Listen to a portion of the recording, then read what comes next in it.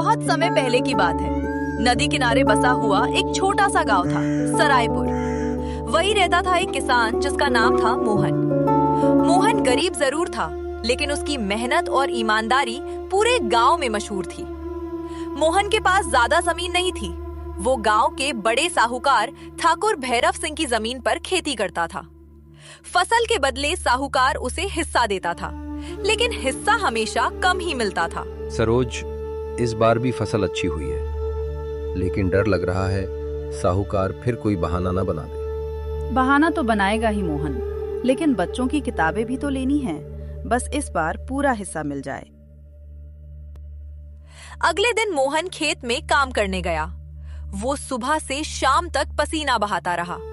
दोपहर में बाकी किसान भी वहीं आ गए।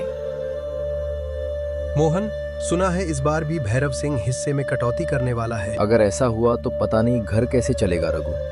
फसल कटने के बाद मोहन और बाकी किसान साहूकार के पास पहुंचे।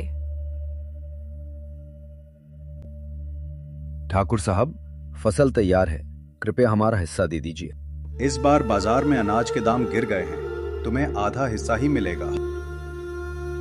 लेकिन साहब, मेहनत तो पूरी की है।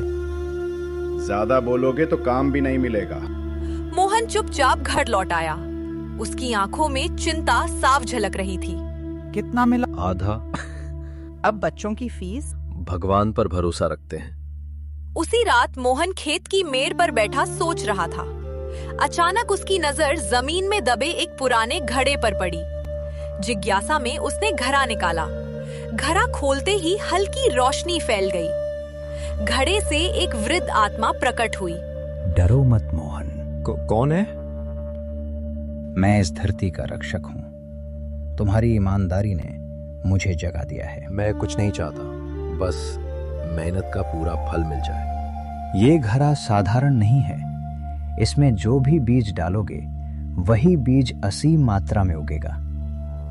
लेकिन याद रखना, लालच किया तो सब नष्ट हो जाएगा।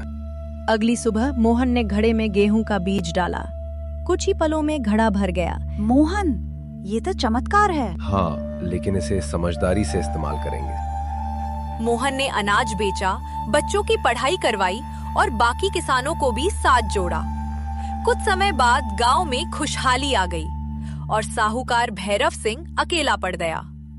ईमानदारी, सहयोग और संयम से की गई मेहनत हर लालच पर भारी पड़ती है।